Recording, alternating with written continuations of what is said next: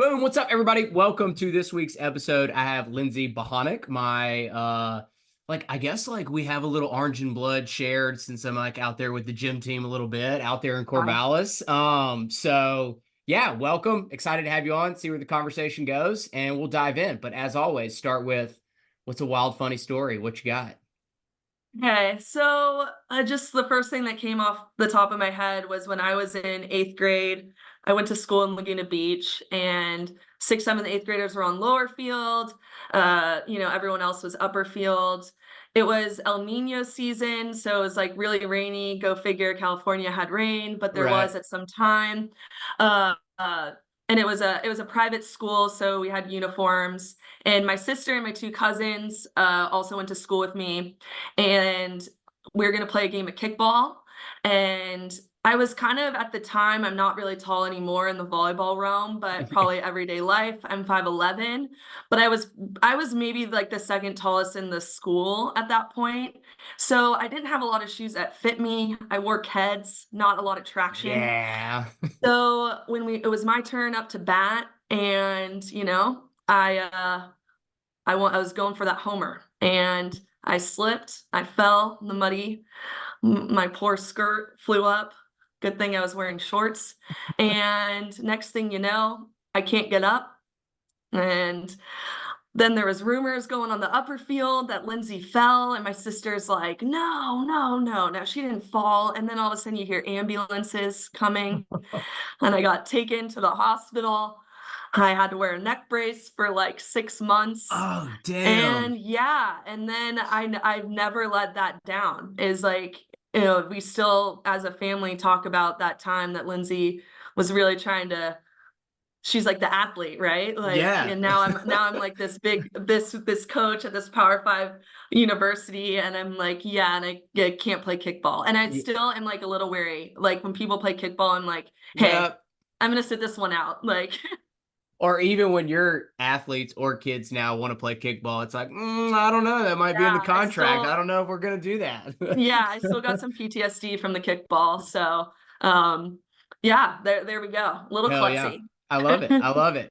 So that makes me think of kind of like first question is, so you're originally from California, Yeah. and before you got out, or I guess back out to like the West Coast, this may hurt your heart a little bit, but I went to WVU and I know you came from Okay. Pitt. So, Mm-hmm. I guess like was going from, and maybe you can fill in some blanks, but if there's some in between there, but going like Cali to the Northeast, is that like culture shock? Because I'm originally from Alabama, and when I got to WVU, I was like, holy hell, what goes on up here in this neck of the woods? Yeah. So my mom's side of the family is from Southern California. My dad's originally from New Jersey. And I remember when we were younger, when we'd go back to visit like my grandparents or my aunt and uncle, me and my sister were young and we're like, oh, it's really cold. And I just told myself I never moved to the East Coast. Like, and I'm like, and that's the reason why I stayed in Southern California for college. But I went to Europe and lived in Austria for a year playing volleyball. And I lived in the Alps, so I think I got a little bit more acclimated to the cold. And then at that point, I was older. I was like 25. And when I had the opportunity to move to Pittsburgh, in my mind, I'm like, wow, okay, it's gonna be colder. But it didn't phase me. I think I was like more adaptable. I appreciated it.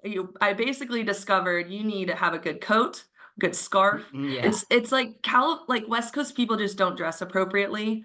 In the Pacific Northwest, people do, Yeah. but like in Southern California, it's like so cold because it's 60 degrees, and you're like, well, you're wearing like shorts and a tank top, like let's put on a sweatshirt, like maybe let's get some layers, it's all about like look good, feel good, rather than like adapting to the climate, so I learned to layer. Layers are important. Yeah, yeah, yeah. What was that like? I guess going like overseas. Because I always say too, it's like, I mean, obviously there's like things that you would like do over in life, but like one of the things that like I really enjoyed that like WVU helped me do is like I think like culturally as like a person, like characteristic, like I learned to have thick skin, right? Like being like deep in the South in the Bible Belt. It was like, don't say that, hold the door for Yeah. everybody, kind of type thing. And they were like, you're ugly. And I was like, all right, oh my God. Um, So I guess like experiencing different like cultures and even going overseas, like how did that kind of like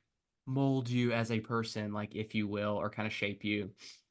Yeah, I went to Concordia University in Irvine, and Okay. so and it was NAIA at the time, it's now Division II, but I had a lot of teammates from all over the world, and, one of my, like, good friends still was originally from Brazil, and I don't know, I just, like, I when I started when she joined the team, I just really liked learning about her and, like, just things that she did culturally or, things that maybe we did here that like she would ask, and we just had some good conversations. And I think as every athlete feels like I was never like a national team player or anything like clearly, Right. but I didn't want to finish playing, and I think I probably had a little bit of like the identity crisis that a lot of seniors in college feel, that it's like, okay, I'm this college athlete, now what?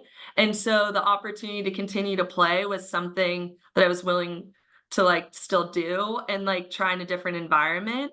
So I went on like this tryout um at the time in Slovenia, and I got picked up for a team in Austria. And I think I just realized that you can adapt to any environment you're Right. in and appreciate like your surroundings. And as long as you're just like open to learning and growing. And I think I also had a lot of self-reflection on like who I am as a person too. Because I was definitely not in the environment that I was used to, like Yeah. whether it was eating, like the language, like what, people would do when they would go like out to dinner, or like in Austria, like, there's no beaches. So it was like they would just go to this lake and everyone had 5 bathing suits. And I'm like, you're showing up there with one. And, it's just like little things like that. And I don't know. I just appreciated it. I enjoy it. And I think it also has helped me be a better coach too, because um, just am really appreciative of just like a diverse, inclusive group from Yeah. all like spectrums. And I think that just helped me too, like have some empathy and understanding, because I also had experienced something different. So Yeah. Yeah, I guess how did you ultimate like the whole like identity piece, like that's my jam, right? Like we could talk about that for days. Um I guess like I'm always interested too is like because for like I know for like me personally, like when I went through that like identity crisis of like, answering the godforsaken question of like who are you and beyond like your name and your siblings and the sport that you play or your career, but like really like peeling back the layers of the onion and going deep, like how did you start to uncover that? And I'm assuming that that's probably kind of that like led you down like the path of like your career, and so I guess like what was kind of like the unfolding of that? yeah, I started journaling a lot in Europe, and at the time I was like 22, 23, and I just felt like whether it was just some thoughts I had or just journaled about my day. Um, and it's been cool because I actually, when I moved here, like stumbled upon The some like shoebox. yeah, and I know this sounds like you're like, oh, did that really happen? But no, it did. And then I like opened a page and I'm like, oh my God, I totally remember that day in like the city, like doing this with like some friends. So I don't I think journaling kind of started, and then I just really honed in on like appreciating the people that I was around, because Yeah. I think if you have a close group of friends or a good family like dynamic that you're around, like you kind of embody those type of people or those like characteristics. And so I just knew that I wanted to be around people that love sports, and I wanted to continue to be in sports, but that also like really cared about relationships with friends and family. Someone that enjoyed like being outside, like I just like there was a lot of things that I'm like, okay. And so I felt like when I came back from Europe, I just gravitated towards maybe like different people, and then ultimately led me into some coaching paths, because I was like, okay, I want to get into coaching. How can I do that? And I started on the AVP doing some grassroots stuff of like coordinating volunteers, which then led me down a path to working for Paula Weissoff and John Speraw, which then led me to meeting Dan Fisher, and then here I am, you know? So I think it's from like a career standpoint, I think that's been great. And then as far as like a personal standpoint, um, I think I witnessed a lot more opportunities to be more vulnerable. There's a lot more vulnerability that you have to do in Europe. I was someone that Yeah. always felt like I could just be tough and I can do it all on my own. And then I realized, no, I can't. And so I think when I came back, I realized that I can give myself grace. I can ask more for help. And I think that just also opened more doors to meeting new people and having some new experiences too along the way.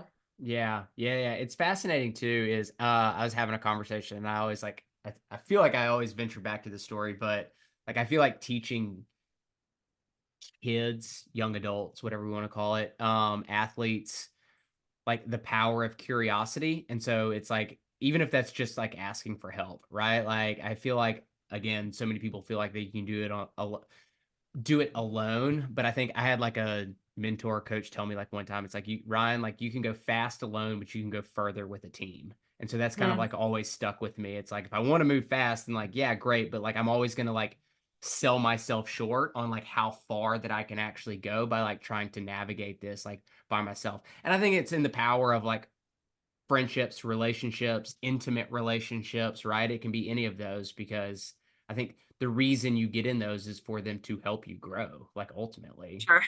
Yeah, yeah. Did you always know, like was head coach like always like the vision?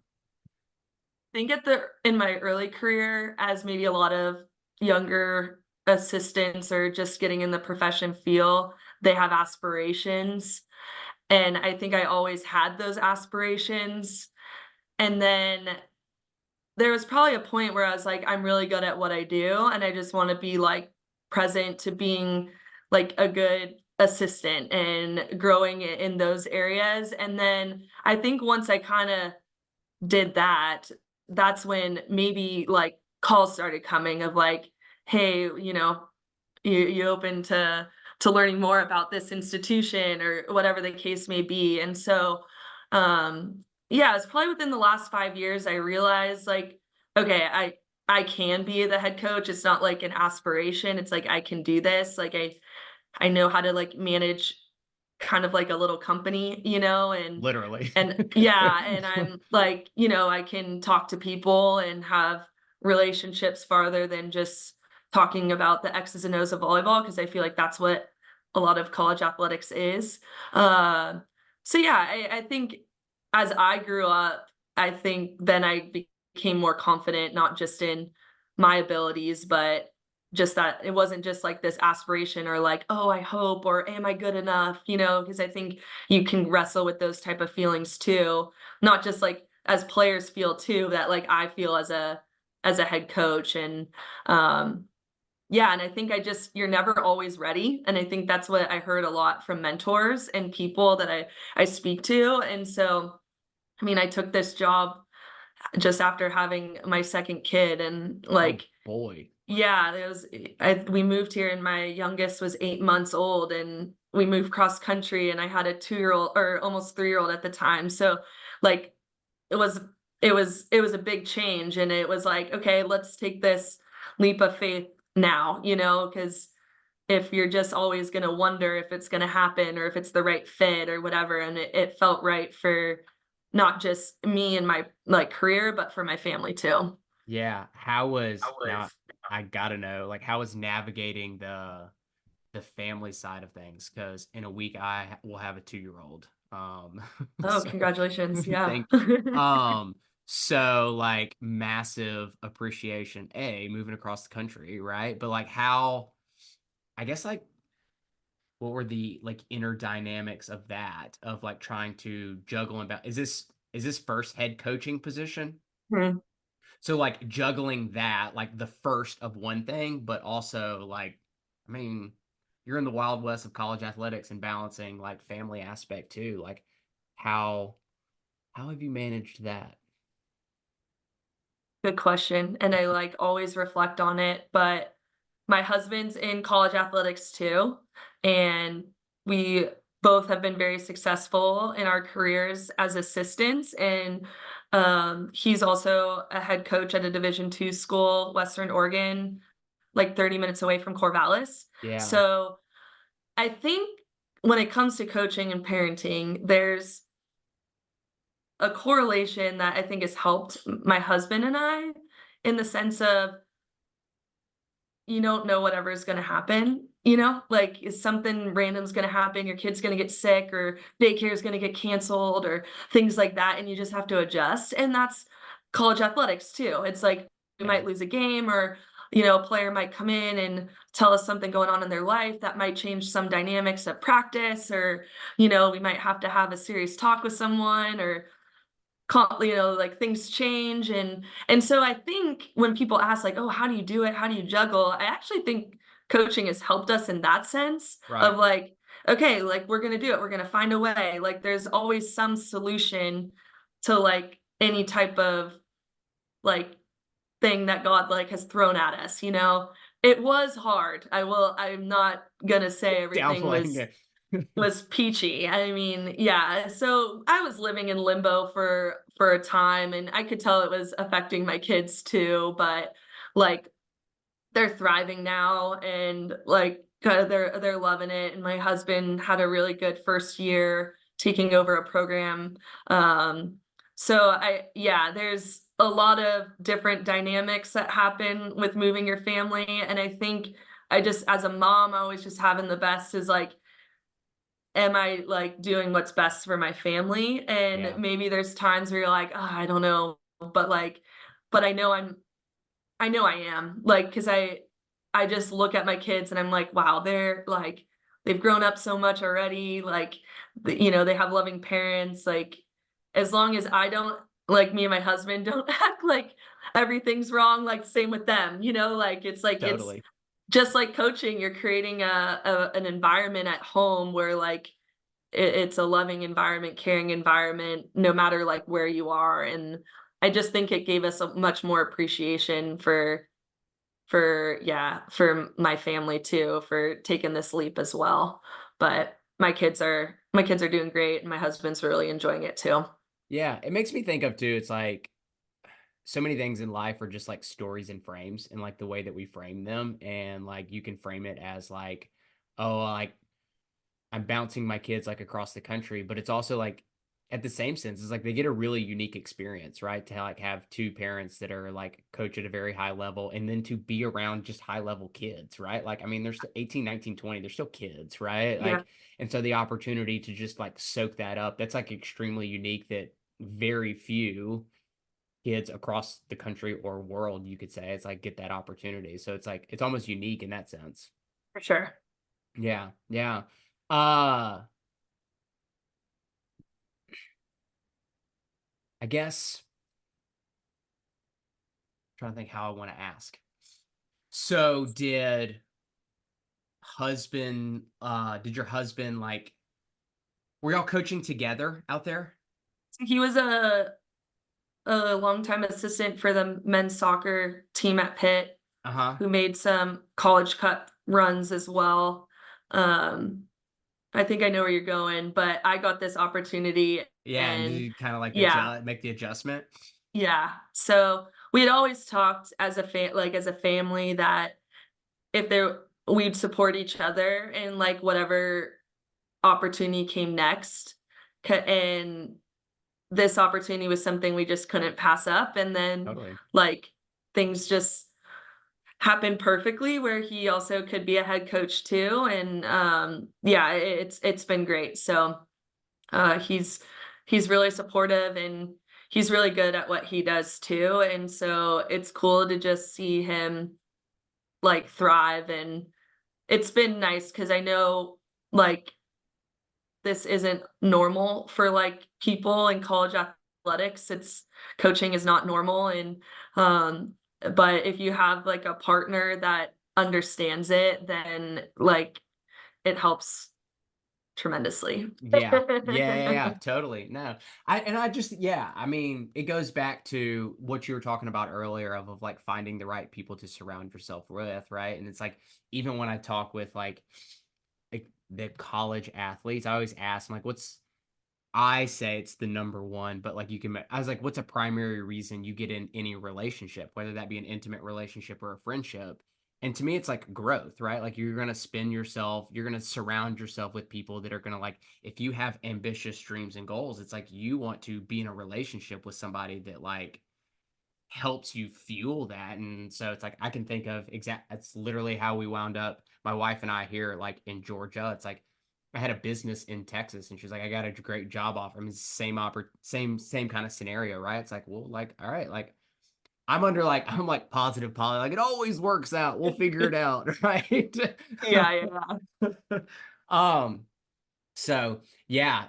Was he like is his background in soccer? Yeah, he was a goalkeeper. He played in the MLS for New York Red Bulls and DC United. So, and then yeah, he's coached with like the national team and um really yeah, good and a really good recruiter too. So, uh he's he's done well in his career, not just as a coach, but as a player too. Yeah, yeah. No, that's awesome. So as you're kind of like I mean, I'm assuming like as you're coming in, there's a certain level of like buzzword new culture, right? Like you want to establish because it's now like it's your philosophy and you're gonna like there's certain values that you want to instill. And so like I guess what are some of those like foundational things is like because it really centers around like recruiting, right? It's the type of like kids that you want to bring in that really instill that type of like Yeah. culture and live that. What's kind of been like your primary like focus, aim, philosophy, I guess, of like just instilling your sprinkle on things there with the Beavers? Yeah, the big thing that we talk about is like a want to have to culture is that you just and that stems from gratitude, so you just always wanna, like if you're like, "Oh, I have to do this," right? Like, you're already telling yourself no in, like, Yeah, some shape or form, but if, like, we want to, then we can put aside even if we don't want to, but we tell ourselves, then, like, you're gonna have a better practice, or you might actually get a little bit of a better grade on a homework assignment, or like, sometimes people, it's like, "Oh, do I need to call" like, I probably need to call my mom, like, maybe you don't have the time, but, like, she's really gonna appreciate that, So and I have to remember that myself too, because 'cause I'm so busy. It's like, yeah, like, I want to call my mom or talk to her, versus, like, you're just in this, like, go, go, go, go, go. So, establishing that culture, um, been really big on, I want my athletes to be very good all around volleyball players, be skilled, and train the whole game. Because like, even if you're just one like, you have to be good in your craft, but you also have to be good at a skill. Like, a middle has to step in and set the ball, or a middle has to serve and then go dig a ball, So it's yeah, like everyone's getting those type of reps, and I just think if you're a better volleyball player over time, like, you're actually are gonna win long rallies. Um, and then we talk a lot about best effort, best attitude. And it's not necessarily 100% best effort, best attitude, but it's more of what you can bring on that day. So if you can only physically bring or mentally bring 70%, then why don't you just bring that 70%? Like, because then you might actually get better, right? Like, yeah, and not everyone feels their best every day. And like I'm a mom of two, I've got a lot going on. Like I always approach things like I'm like, okay, I got practice, like, where however I'm feeling or whatever dynamic happens in the office, or you get some crazy call of a recruit telling you no, and you're like, okay, I'm having the best practice ever, like Um, yeah, yeah. So we talk a lot about like, are we giving our best, but like what we can. Um, and I think it's just more fun.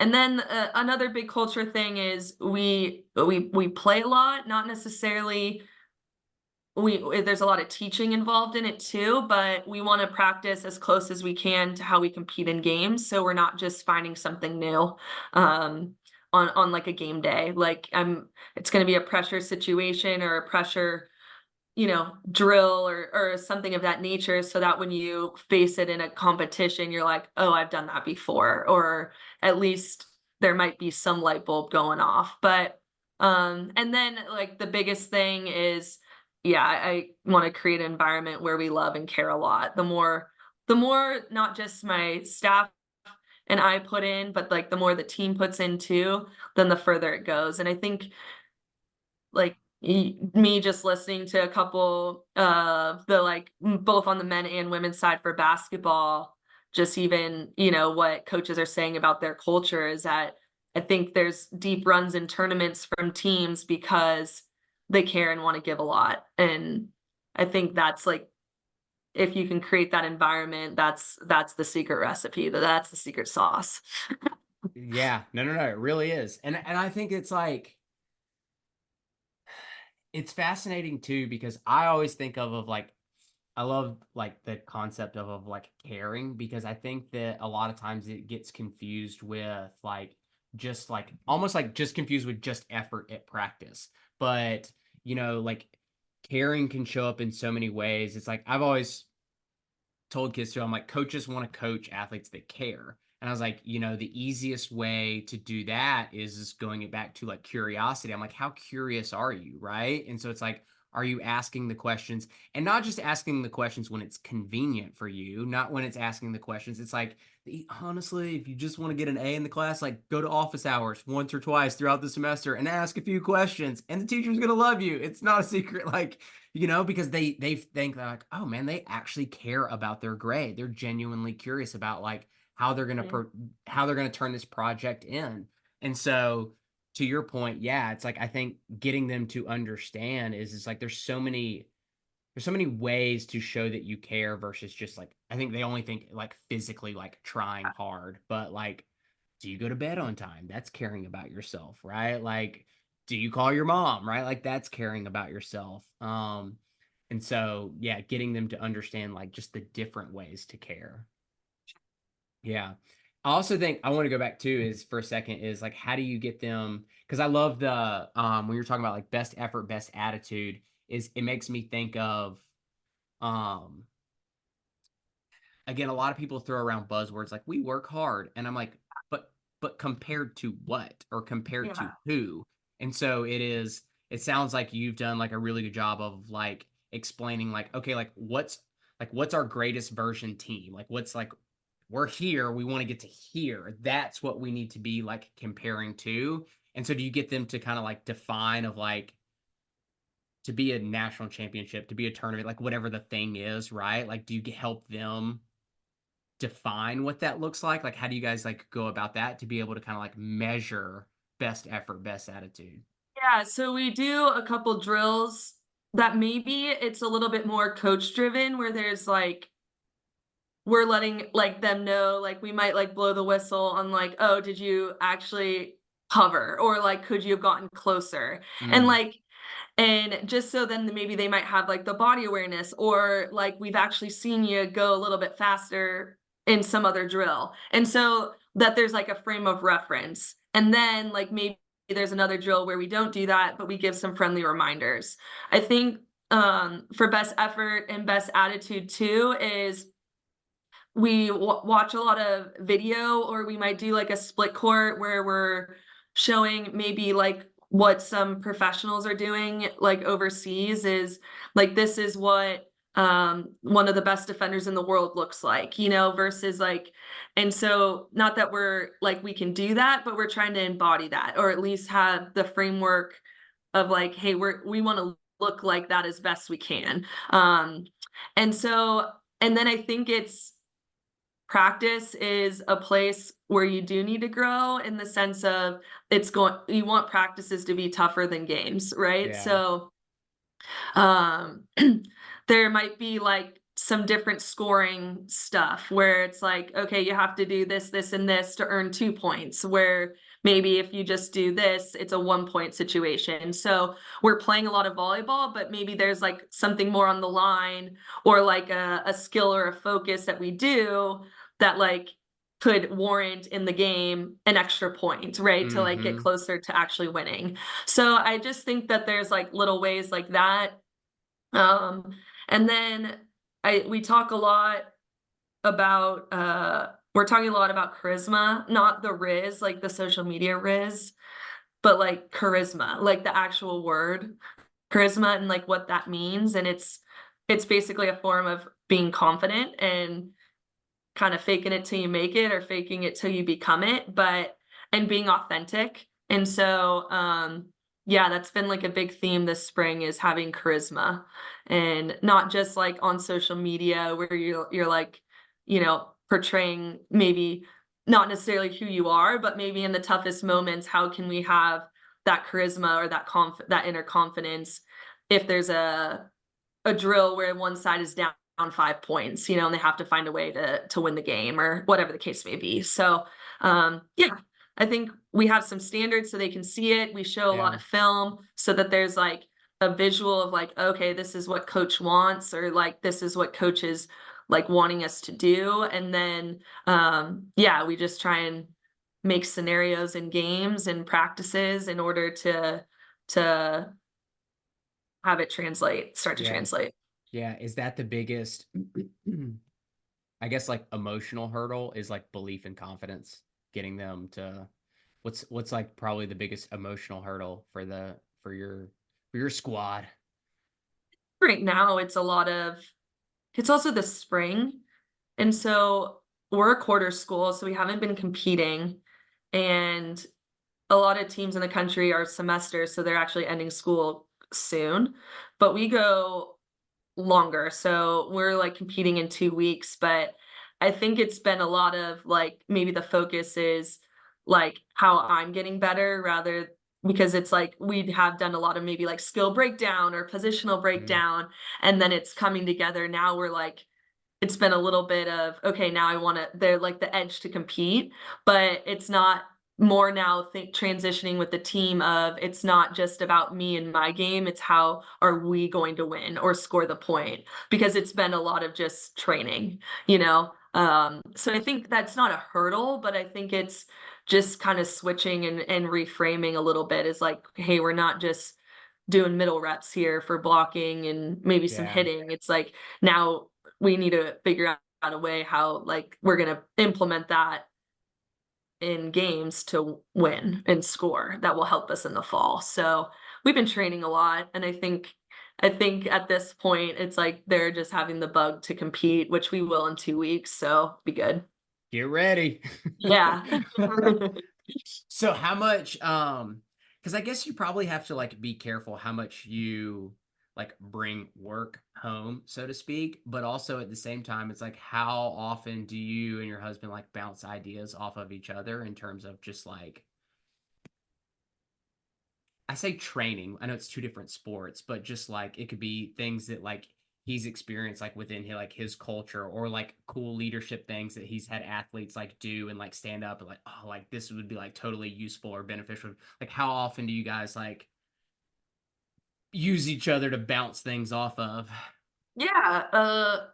Well, we did a little bit last night, but I think we both also want to learn from each other. And like a couple weeks ago, I went to his practice because I just like wanted to not only like support him, but like see his Totally. team and how far they've gone. But in a weird way, like some of the soccer stuff can be implemented in volleyball and vice versa. So Interesting. like, cause like goalkeeping, like the way that they like go to the floor, it could emulate a little bit of how like volleyball you dive or Yeah. Yeah. like a defensive drill. And so like yeah, I he did this one drill, or I guess I don't even know what they call it, but they have different terms in his training. They don't call it practice, but they had something where like it couldn't go off the sidelines. And then it just got my head spinning of like, oh, could I maybe make this into a volleyball game? Or like I don't know much about soccer. And so, and like Mike knows a little bit about volleyball. Like he would always get really mad. He still gets mad why like the best player rotates out. He's like, if the middle's the best player, why isn't the middle in? And I'm like, well, they're in the back row. Like, you know, like he's just like, well, like we don't put our best player out in big moments. I'm like, I know, but that's like volleyball. Like, you know, everyone has to go in a circle. So like there's some of that. And I'm like, hey, I know it you don't want to get stuck in a rotation. I get it. But yeah, like he Yeah. had a couple things and I was like, oh, I'm like, then it just like going back to the curiosity word, I was like, how can I maybe make that a volleyball game or something? And then like I asked him something about the culture of his team. I'm like, how does your guys warm up on their own? And he's like, I've been trying to get them to. And I was like, oh, okay. And I was like, it was like no knock, but like they just were standing around. And so I was like curious because like my team doesn't do that. And he's like, well, what does your team do? I'm like, they get warm. And I'm like, we have warm up rules. He's like, what are those? And so and Yeah. then I shared him with his team and he was like, wow, he's like, I think it was really cool for his team to hear that like we have these like rules, but Rules. like Yeah. they're just like, hey, we want to get like we just always want to be ready to go. So yeah, I think we have a little bit, but I also know that we're not just coaches, like we're parents and you know, like we're in a relationship and work and build on that. So we do take time and put our phones away or Yeah. we want to have family time right when we come home and we all sit at dinner and like play with the kids and then like we're watching a Netflix documentary right now and then we might pick up our laptop, you know, once everything's all said and done again or like whatever the case may be. But yeah, I think with two coaches in a marriage, you need to find the balance and I think we do a good job of it. Yeah. Which sport do your kids gravitate towards more? They like a little volleyball or a little soccer better? Yeah, so my oldest is just turned 4. He's in a little soccer class. My youngest, we're gravitating towards soccer, Yeah. but I think we really enjoy going to the volleyball games. So it's like it's a little bit of A both. little bit. Yeah. So, but yeah, I soccer is right now the thing, and I'm like totally cool with it. And like whatever they want to do is fine. Yeah. Yeah. What's like, I guess I view it as like painting the cathedral, right? Like what's kind of like your dream, your vision. Like you said, it's like if I have conversations with assistant coaches like 9 times out of 10, it's like I want to lead a program, right? Like I want to be a head coach one day. Um and I feel like 80% of that 90% fall off that bandwagon after about like Yeah. 3 years in college athletics. Like, never mind, I'll just be somebody's number two. Yeah, yeah, yeah. But like now that like you have kind of like had this opportunity as like in the head coaching role, so kind of like what's the cathedral starting to like look like for you of like the next dream and the next like vision, even if it's just like while you're there. Yeah, I want to make the tournament, but I don't want to I'm not a win at all costs, so it's not like, oh, I have to make the tournament this year. I think how I took over this program that hasn't won since like 2017, and we broke some records from that time frame. And I guess the first goal is I want to win a lot more games than what we did last year, and hopefully like put us in a path with how like I'm scheduling and you know being in the WCC to put us on the platform of like we're like going to be a tournament team. And I think that's my ultimate goal for this team is I want to get back to the NCAA tournament. I mean, I've been all the way to the Final Four, haven't been to a championship game, but like I know how exciting that feels. And I won a championship coaching in the NAIA. So like it's really rewarding and I'm like really actually not just want it for myself because I've been there. So I'm like but I really want it for this team and like this group. I'm like I feel like they're earning their way to getting it and I'm like and I like some of our but fifth set losses last year. I'm like, gosh, I just really wanted it for them, like Yeah. not even for me. Yeah. So I think that's kind of where I'm at is like I want to make the tournament. As far as like the future, I just want to be the best I can be. I want to be a good mom and continue to be a good wife, and I want to be a good coach. And I like I said, I care a lot.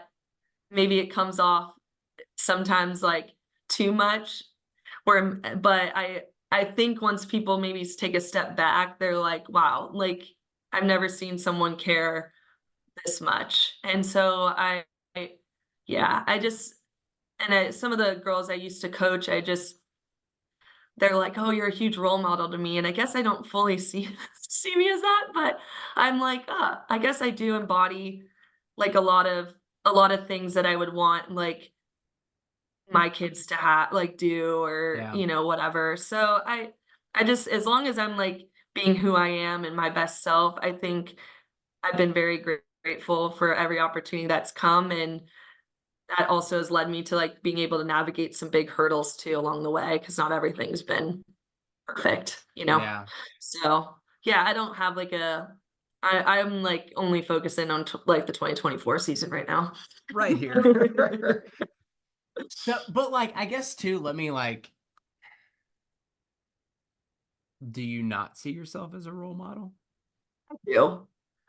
I think when like I it's similar to like what I said, I just have a hard time talking about like good things about myself, but I am. I'm like Totally. I'm a mom of two. I'm like a head coach. I'm doing it, you know, yeah, there's a lot of things that I think it's like when you ask that question, like, how do you do it? And people still ask. I'm like, I don't know. You just find a way. Totally.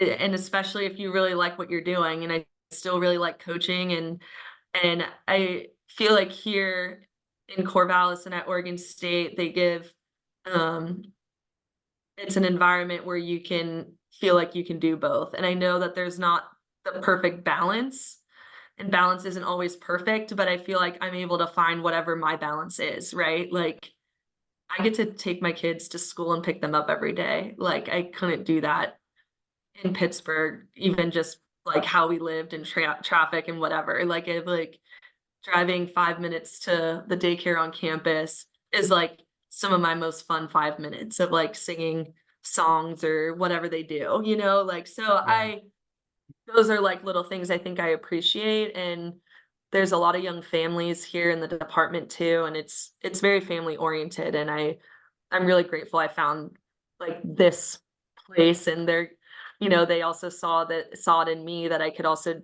do it with my family. Yeah. And I think that there's a certain level of like, because I feel like the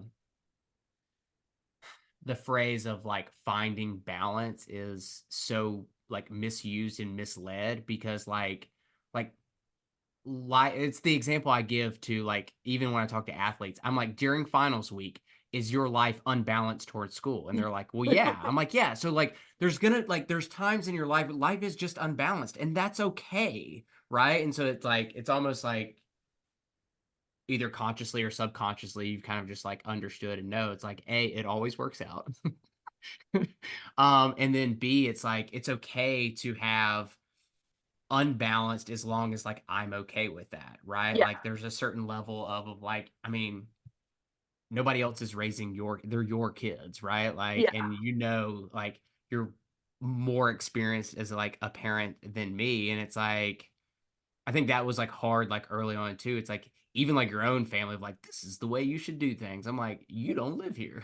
yeah. Thanks for that opinion. I appreciate that. We'll think about it. Maybe never again. Yeah. Yeah. No, for sure. It's and that's coaching. It's like when you're in season, it's you everything else is kind of just put on the back burner. But then, yeah, like there's I found time to go back down to California and spend a week back there with my family, and that was like our little break, you know, like to Right. get away. So yeah, it's just like I said, it's whatever the balance is for you. But yeah, when people think it's like, okay, 50% work, like this and that, like it doesn't, you just gotta find what's best. And that's what I'm like when you like if people get the opportunity to have children, it's like It's like the most stressful, tiring job ever, but it's very rewarding. And it's like I've never had so much fun but painting a birdhouse this weekend. It's like I would never do that in my life.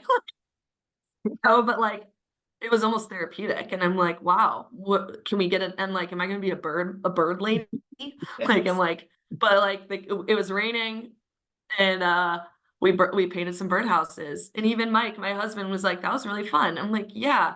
I'm like, we didn't used to do that. But Who like, would have thought? yeah, who would have thought that a birdhouse would be like the highlight of our Saturday? Oh man. Yeah, yeah, yeah. Yeah. It's I think about, yeah, even like it's funny because I go back to like kind of the role model question too, and it's like almost even like role model like for your own kids too. It's like weird, like even like when my daughter, if I'm sitting down, she has like a little art table like in the living room, and she'll like come grab my hand, be like, "Daddy, let's draw." I'm like, "Oh my God, we're gonna draw!" Like she doesn't know how to Yep. draw. It's like it's Yeah. this. Yeah. Yeah. Yeah. Yeah. And so it's like I think about like being that role model of like just being present, giving time. It's like it makes me I had a mentor tell me one time, she's like, Ryan, most people get lost in life because they balance measuring time versus balance measuring happiness. And so it's Hmm. like think of it like, are you happy doing what you're doing? Then like that's the only thing that like genuinely like matters Yeah. in those scenarios. And like nobody can tell you like what your happiness should look like. Right. Right.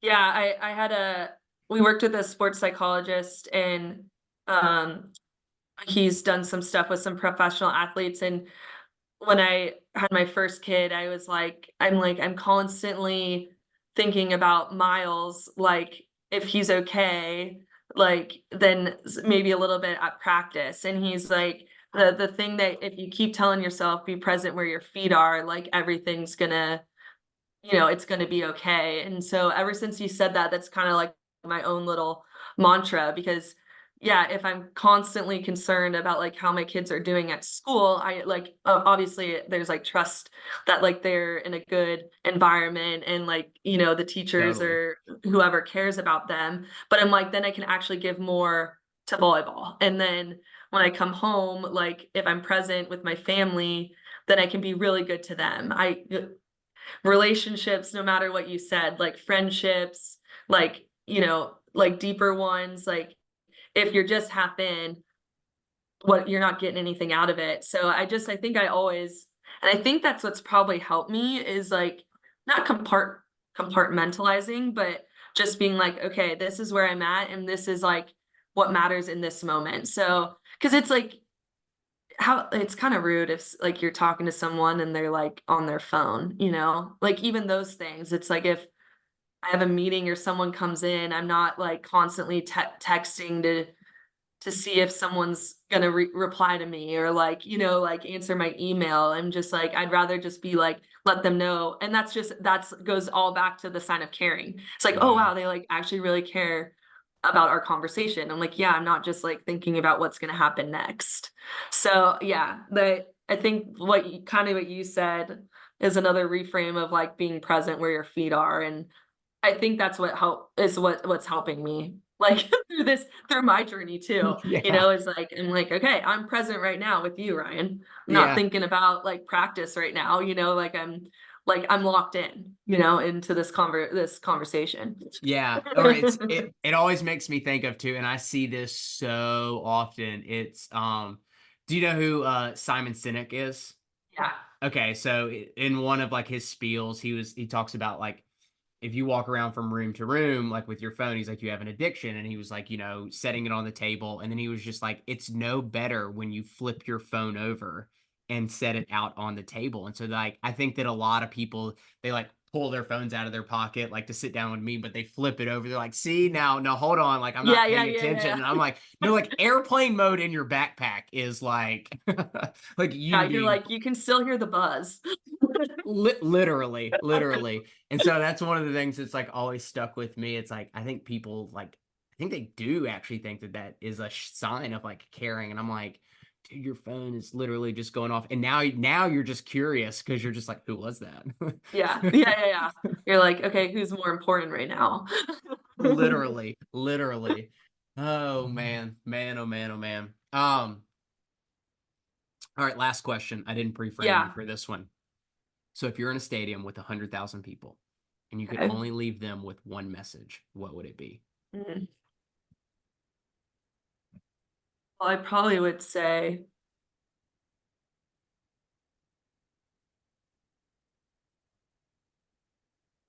mine just went in like 5 different directions. So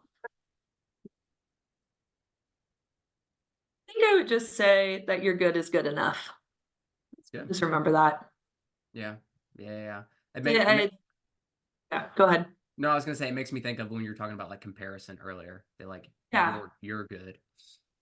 Yeah, it's just like give what you can and just keep telling yourself that like you're also good enough. I just think there's a lot in today's society where there's unrealistic expectations or there's a lot of comparison or um and it just if you just keep telling yourself that like even my good is good enough, I think you're going to end up being successful. And Yeah. you don't want to just settle for good, but like I think if you keep telling yourself that, then like you're going to also strive for bigger things. And Yeah. along the same lines is if you can um yeah, I guess that's what I would leave at, is that like just remind yourself that you're good is good enough. Do you think that like to go like one step further, do you think a lot of people can't give themselves grace or that they're good is good enough? Do you think that's because they just don't know where they're going? I think a little bit. Yeah.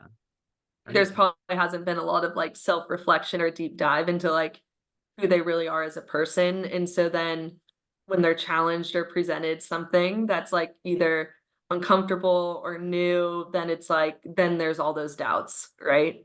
yeah. So yeah, I think it's a lot of bit of that too.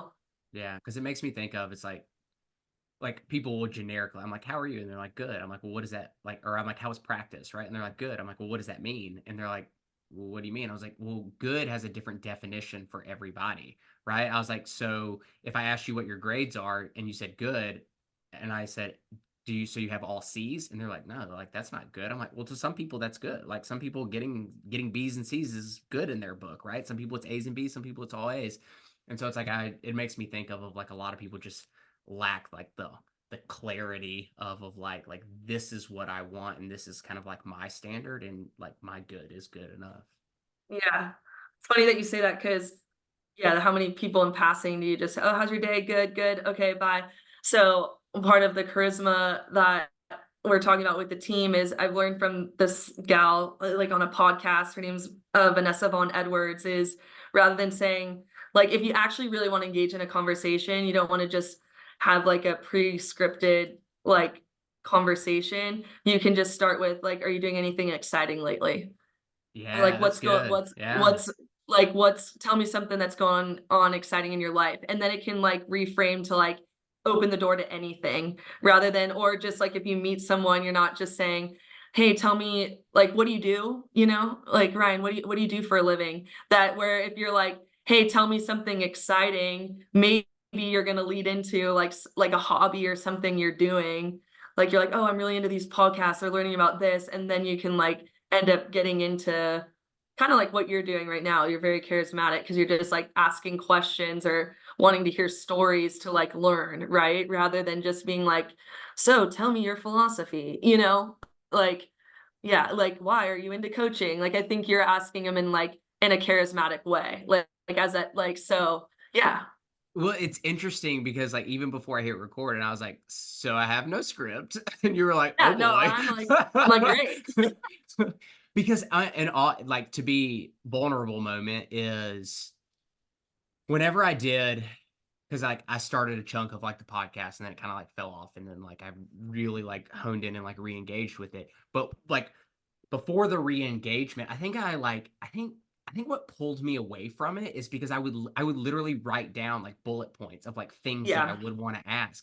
And it just felt so weird. And like some of the conversations would be like 22 minutes in, and I'm like, holy shit, like I'm out of bullet points. Like, I don't know. Like, and I was like, this was supposed to be like an hour-long conversation. Like, I have no idea what to ask right now, right? Because like my brain was so like question, because I would ask the question, then they would give an answer, and then they would just look at me. Like, it was no, like, back and forth. There was no Yeah, conversation. It was like, I answered your question. Like, what's next? I was like, I thought we were right, gonna have a conversation. I'm sorry. right.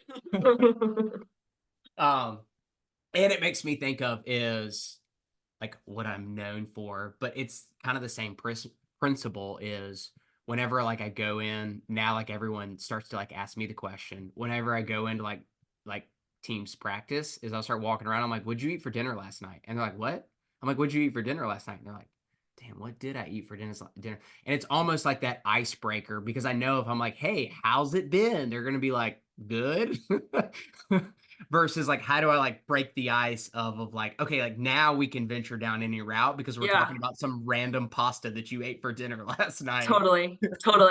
And yeah, those are like some things I've learned with recruiting too, is like I'm watching Coco Melon, you know, like I'm watching the Hot Wheels show on Netflix. It's like I don't know what the trend is on TikTok right now for like young like athletes that I'm recruiting. It's like I don't know. So it's like, yeah, I gotta like lead in with the question. It's like because I'm in kid land right now, you know, like if Literally. there's any me time, it's like, okay, I'm getting like one song on the car ride that I like that I've now made my kids like.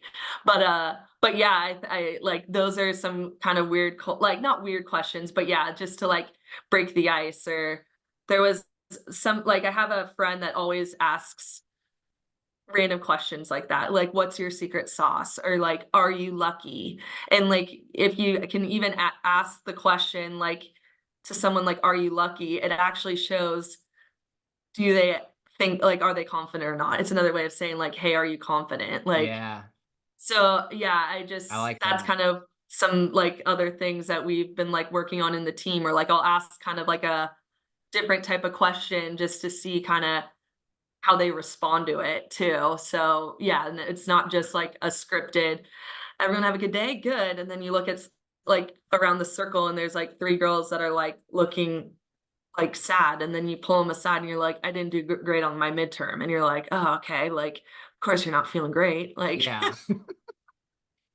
so, but yeah, like yeah, just even I've learned a lot even being on this podcast with you. So, Oh, appreciate nice, that. nice, nice. Yeah, yeah, yeah. And well, and it's like it goes back to, and we'll wrap things up. Like when you ask the question, like, who are you? Is I always like the way I frame it. I'm like, do people write books on themselves? And they're like, well, yeah, like autobiography, right? Like, I'm like, that's what I want you to be able to do. When somebody says, tell me about you, it's like, grab a bottle of wine and half your day. Cause like, here we go, kind of type Yeah. thing. And versus just like most people's natural response, I'm like if I've gone into a team, it's literally the first question I'll ask. I'll go like, "Who are you?" And they go, "Well, what do you want to know?" And I go, "Everything, like everything." And they're like, "But like, where do you want me to start?" I'm like, "I don't care, anywhere." Like it's like they don't even know. Like this is just like such confusion. And I want them to be able to like when people walk around. So when they have a job interview or something like that, they have this like they've told this story where they're just like, "Damn, that person like they're confident, right? Because they can just articulate like who they are." Hmm. For Yeah. sure. So cool. Cool. Awesome. Well, I've had a blast. I appreciate Me all the too. stories. No, thank you. Yeah, and until next time, everybody. Peace. Bye.